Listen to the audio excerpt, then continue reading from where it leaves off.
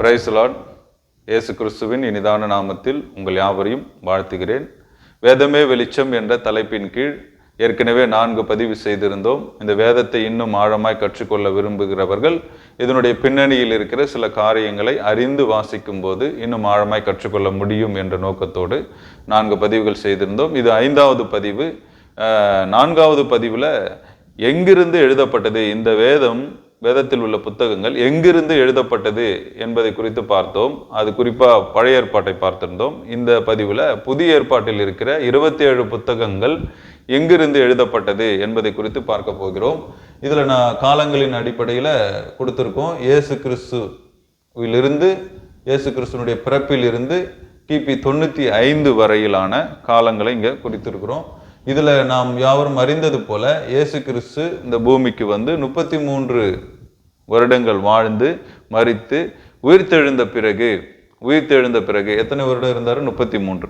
அப்போ அந்த உயிர்த்தெழுந்த நாளில் இருந்து 50வது நாளில் பெந்தகோஸ்தே பண்டிகை. அந்த பெந்தகோஸ்தே பண்டிகை நாளில் தான் சபையின் காலம் தொடங்கிற்று.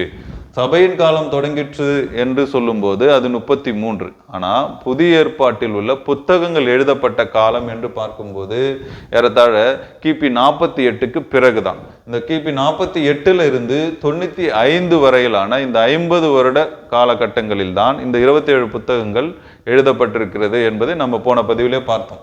இந்த 27 புத்தகங்களும் எங்கிருந்து எழுதப்பட்டது என்பதை பார்க்கும்போது கிட்டத்தட்ட ஒரு 11 இடங்களில் இருந்து எழுதப்பட்டதாய் நம்பப்படுகிறது. அந்த 11 இடங்களினுடைய பெயர்கள் இங்கே கொடுக்கப்பட்டிருக்கு.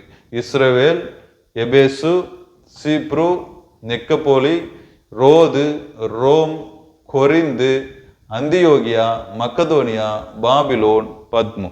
இந்த 11 இடங்களில் இருந்து தான் இந்த 27 புத்தகங்கள் எழுதப்பட்டதாய் நம்பப்படுகிறது. இதுல முதல் புத்தகமாகிய மத்தேயு, மார்க்கு, லூக்கா, இந்த 3 புத்தகங்களும் எங்கிருந்து எழுதப்பட்டது என்றால் இஸ்ரவேலில் இருந்து எழுதப்பட்டது. அது கீழே இந்த லிஸ்ட் கொடுத்துருக்கேன். அடுத்த புத்தகம் யோவான் எங்கிருந்தனா எபேசு பட்டணத்திலிருந்து எழுதப்பட்டது. அப்போஸ்தலர் நடபடிகள். இந்த அப்போஸ்தலர் நடபடிகள் என்று பார்க்கும்போது 28 அதிகாரங்கள். இந்த 28 அதிகாரங்கள் ஒரே இடத்தில் எழுதப்பட்ட புத்தகம் அல்ல. அதே போல இந்த சம்பவங்களும் ஒரு இடத்தில் நடந்த சம்பவம் அல்ல. இந்த அப்போஸ்தலர் நடபடிகள் இந்த 28 புத்தகங்கள் 28 அதிகாரங்கள் இருக்கும். இந்த 28 அதிகாரங்கள் எங்க ஆரம்பிக்கும்? எருசலேமில் ஆரம்பித்து முடிவது என்னவோ ரோமில் முடியும். அதாவது கிட்டத்தட்ட வந்து கிபி 33 இயேசு உயிர்த்தெழுந்த அந்த நாள் சம்பவத்திலிருந்து ரோமில் நடந்த சம்பவம் வரைக்கும் அதுல எழுதப்பட்டிருக்கும். கிட்டத்தட்ட பார்ப்பீர்களானால் ஒரு 33 68 வரையிலுமான சம்பவம், 35 வருட கால சம்பவங்கள் அங்கே எழுதப்பட்டிருக்கும். அதை 5ஆ பிரிக்க வேண்டும். அந்த புத்தகத்தை 5ஆ பிரிக்கணும். அப்ப அப்போஸ்தலர் நடபடிகள் 1 12 பார்ப்பீர்களானால் இஸ்ரவேலிலும், அப்போஸ்தலர் நடபடிகள் 13 15 பார்ப்பீர்களானால் சீப்ரு தீவிலும், அதே 16 18 நிக்கப்போலியிலும், 18 21 ரோதுவிலும், அப்போஸ்தலர் புத்தகத்தில் 21 28 அதிகாரங்கள் ரோமில் இருந்தும் எழுதப்பட்டதாய் நம்பப்படுகிறது. இந்த ஒரு புத்தகம் மட்டும் 5 இடங்களில் இருந்து எழுதப்பட்டதாய் நம்பப்படுகிறது. அடுத்த புத்தகம் ரோமர் புத்தகம். இந்த ரோமர் புத்தகம் பார்ப்பீர்களானால் கொரிந்துவில் இருந்து எழுதப்பட்டது. அடுத்து 1 கொரிந்தியர், அடுத்து 1 கொரிந்தியர் 2 கொரிந்தியர். இது பார்க்கலாம் எபேசு பட்டணத்திலிருந்து எழுதப்பட்டது. 1 கொரிந்தியர் 2 கொரிந்தியர் எபேசு பட்டணத்திலிருந்து எழுதப்பட்டது. அடுத்து கலாத்தியர் புத்தகம் அந்தியோகியாவில் இருந்து எழுதப்பட்டது. அடுத்து பார்க்கலாம் எபேசியர், பிலிப்பியர், கொலேசியர். இது எல்லாமே பார்க்கலாம் ரோமில் இருந்து எழுதப்பட்டது. எபேசியர், பிலிப்பியர், கொலேசியர், இந்த புத்தகங்கள்லாம் ரோமில் அவர் சிறையில் இருந்த காலகட்டங்களில் எழுதப்பட்டது. அடுத்து 1 தெசலோனிக்கேயர். இது பார்ப்பீர்களானால் இங்கிருந்து கொரிந்துவில் இருந்து 1 தெசலோனிக்கேயர், 2 தெசலோனிக்கேயர், இது ரெண்டும் எங்கன்னா கொரிந்துவில் இருந்து எழுதப்பட்டிருக்கு. அடுத்து பார்ப்பீர்களானால் 1 தீமோத்தேயு மக்கதோனியாவிலும், 2 தீமோத்தேயு பார்ப்பீர்களானால் ரோமில் இருந்து எழுதப்பட்டிருக்கு.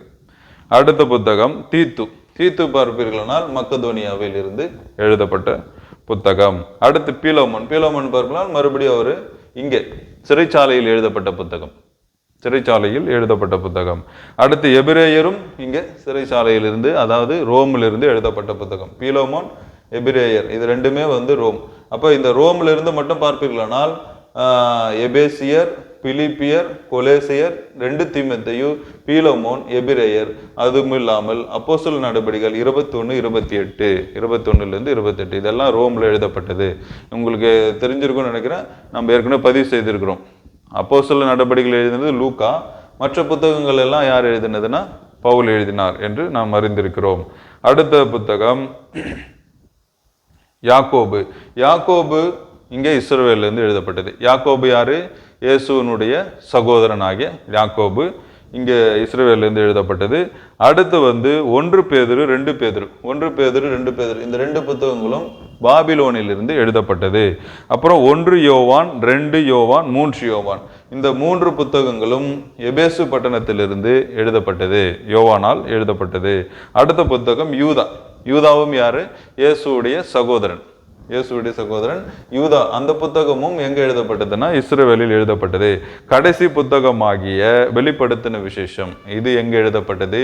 யோவானால் பத்முத்தீமுவில் எழுதப்பட்டது, வெளிப்படுத்தல். ஆக இந்த 27 புத்தகங்கள் கிட்டத்தட்ட 11 இடங்களில் இருந்து எழுதப்பட்டிருக்கிறது. மொத்தம் பார்ப்பீர்களானால் ஒரு 8 பேர் எழுதியிருக்கிறதா நாம் நம்புகிறோம். அப்போ 8 பேரை கொண்டு 11 இடங்களில் இருந்து 27 புத்தகங்கள் எழுதப்பட்டிருக்கிறது, பல இடங்களில் இருந்து எழுதப்பட்டிருக்கிறது.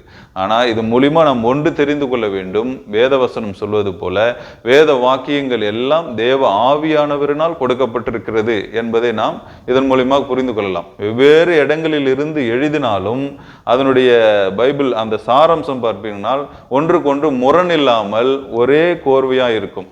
அதுதான். ஏன்னா எழுத பயன்படுத்தப்பட்ட பாத்திரவான்கள் அநேக பேர்களாக இருந்தாலும் அந்த வார்த்தைகள் எல்லாம் கொடுக்கப்பட்டது ஆவியானவராகிய நம் ஆண்டவர்கிட்டத்தின் தான் வந்தது என்பதை நாம் இது மூலியமாக புரிந்து கொள்ளலாம். அப்போ இந்த பின்னணியில் இருக்கிற இந்த சம்பவங்கள் எல்லாம் அறிந்து நாம் வேதத்தை வாசிக்கும் போது இன்னும் ஆழமாய் அதிகமாய் கற்றுக்கொள்ள முடியும் என்று ஆவியானவருக்குள் நான் விசுவாசிக்கிறேன்.